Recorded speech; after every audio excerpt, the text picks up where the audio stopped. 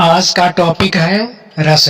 रति हास, शोक, क्रोध तथा भय क्रमशः श्रृंगार, हास्य, करुण, रौद्र तथा भयानक रस के हैं स्थायी भाव।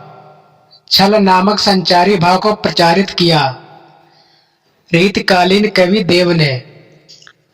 नाटक के संदर्भ में भरत मुनि के अनुसार रसों की संख्या है 8। भरत मुनि ने निर्वेद यानी वैराग्य रस को बाद में जोड़ा। शांत, करुण, भयानक तथा अद्भुत रसों में से भरत मुनि ने नाट्य प्रयोग में स्वीकार नहीं किया शांत रस को। रस निरूपण के प्रथम व्याख्याता हैं भरत मुनि। विशेष रूप से जो भावों को प्रकट करते हैं उन्हें कहते हैं विभाव। विभाव के भेद हैं उद्दीपन विभाव तथा आलंबन विभाव। जो विषय, वस्तु या परिस्थिति स्थायी भावों को उद्दीप्त करे अर्थात तेजी प्रदान करे उसे कहते हैं उद्दीपन विभाव। भाव शांति, भाव संधि और भाव सबलता का संबंध भाव के जिस भेद से है वह है संचारी भाव।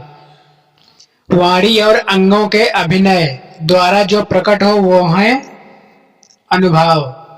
रोमांच है सात्विक अनुभाव। रोमांच, कंप, विषाद तथा प्रलय में सात्विक अनुभाव नहीं है।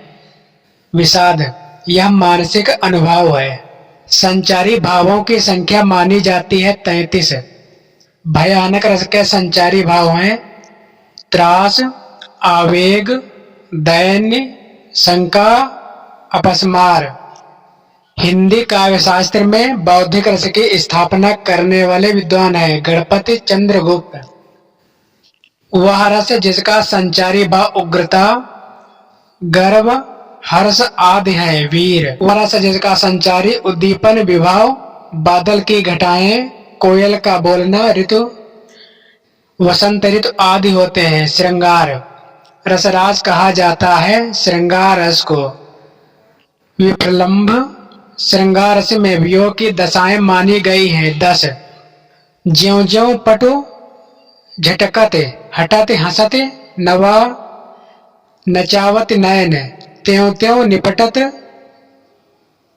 निपट उदारह फगुआ देत वनैन। इन पंक्तियों में अनुभाव है कायिक।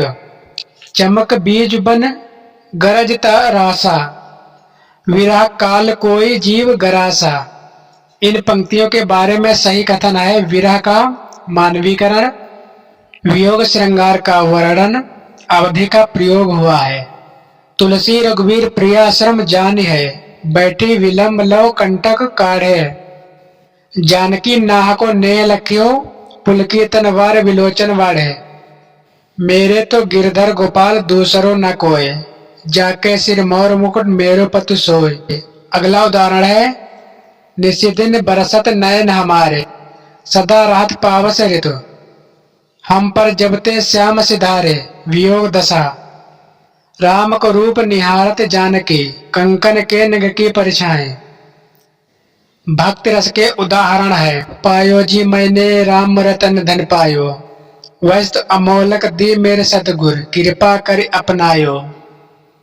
अगला उदाहरण है मेरी भव बाधा हरो, राधा नागर सोय, जातन की झाई परे श्याम हरित दुति होय।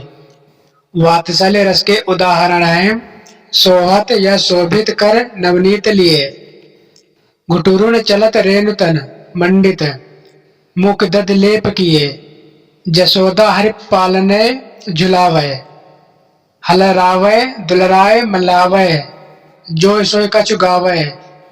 करुण रस के उदाहरण दुख की जीवन की कथा रही, क्या कहूँ आज जो नहीं कही। उदाहरण अगला है अभी तो मुकुट बंधा था माथ, कल हुए कल ही हल्दी के हाथ, खुले भी न थे लाज के बोल, खिले थे चुम्बन शून्य कपोल। हाय रुक गया यही संसार, बना सिंदूर अनल अंगार, वात हत लतिका व सुकुमार, पड़ी है छिन्नाधार। अगला उदाहरण है मन की उत्पत्त वेदना मन ही मन में बहती थी, चुप रहकर अंतर मन में कुछ मौन व्यथा कहती थी।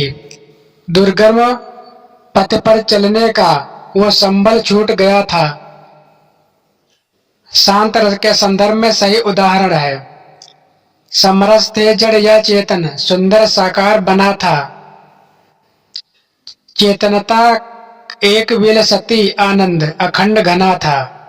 प्रछन्न रोग है प्रकट भोग, संयोग मात्र भावी वियोग।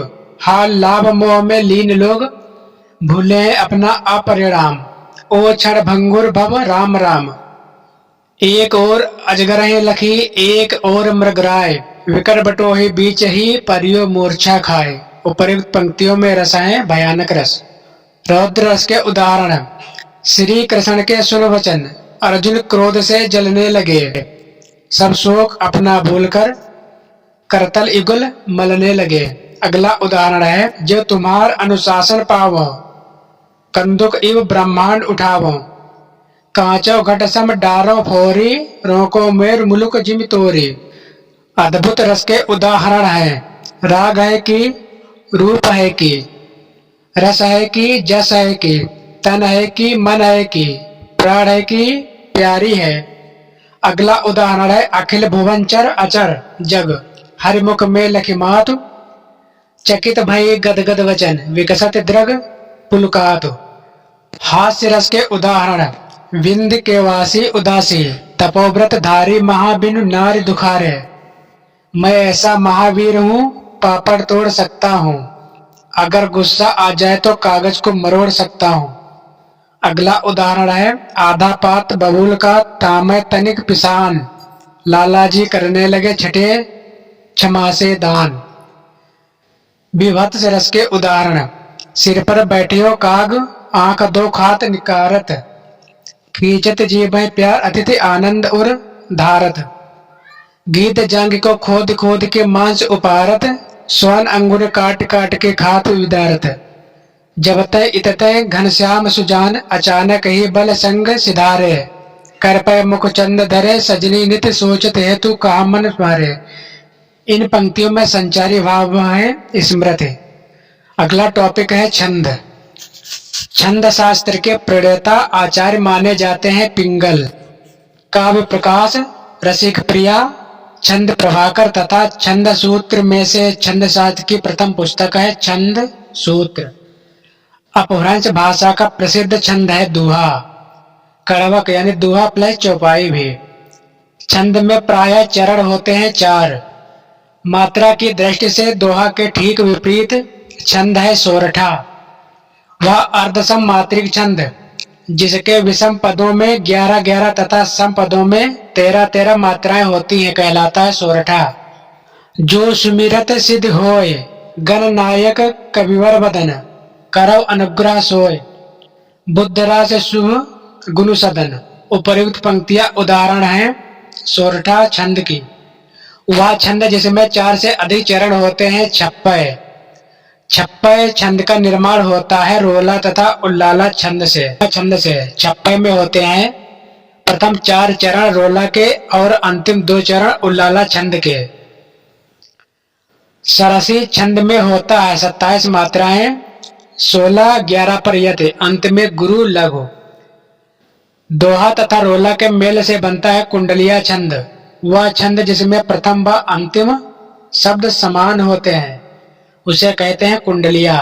कुंडलिया छंद है मात्रिक विषम छंद। सवैया छंद के उदाहरण। या लकुटी अरु कामरी, या लकुटी अरु कामरिया पुर राजती हो, पुर को तज डारो। अगला उदाहरण है, नेही महाब्रज भाषा प्रवीण और सुंदरतान के भेद को जाने। भाषा प्रवीण सुछंद सदा रहे, सो घंजी के कवित्व बखाने। वह छंद जिसमें 12 और 7 की यति से कुल 19 मात्राएं होती हैं उसे कहते हैं बरवय। अबध शिला का उस पर था भार, तिल तिल काट रही थी द्रग जलधार। उपर्युक्त का पंक्तियों में है बरवय छंद। अवधि का निजी छंद माना जाता है बरवय को। बरवय छंद है अर्ध सममात्रिक छंद। चौपाई छंद के बारे में सही तथ्य है। इसके प्रत्येक चरण में 16 मात्राएं होती हैं। अंत में जगड़ और तगड़ नहीं होता है। अगला उदाहरण है रामदूत अतुलित बलधामा। अगला है रघुकुल रीत सदा चली आई, प्राण जाए पर बचन न जाए। अगला उदाहरण है मंगल भवन अमंगल हारी, द्रभों दशरथ अजिर बिहारी। सूर्यकांत त्रिपाठी निराला के अनुसार मुक्त छंद जिस बुनियाद पर सफल हो सकता है वह है कवित्व छंद। रामचरितमानस नामक प्रबंध काव्य या महाकाव्य की रचना शैली है दोहा चौपाई छंद बद्ध कड़वक बद्ध। द्रुत विलंबित छंद का लक्षण है इसके प्रत्येक चरण में एक नगड़, दो भगड़, एक रगड़ के क्रम में 12 वर्ण होते हैं। दिवस का अवसान समीप था, गगन था कुछ लोहित हो चला, इसका पंक्ति में है द्रुत विलंबित छंद। मैं राज्य की चाह नहीं करूंगा, है जो तुम्हें इष्ट वही करूंगा, संतान जो सत्यवती जनेगी, राज अधिकारी वही बनेगी। इन पंक्तियों में है इंद्र वज्रा छंद।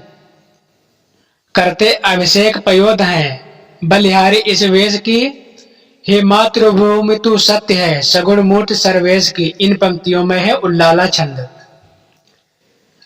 हम जो कुछ देख रहे हैं सुंदर है सत्य नहीं है, यह दृश्य जगत भाषित है, बिन कर्म शिवत्व नहीं है।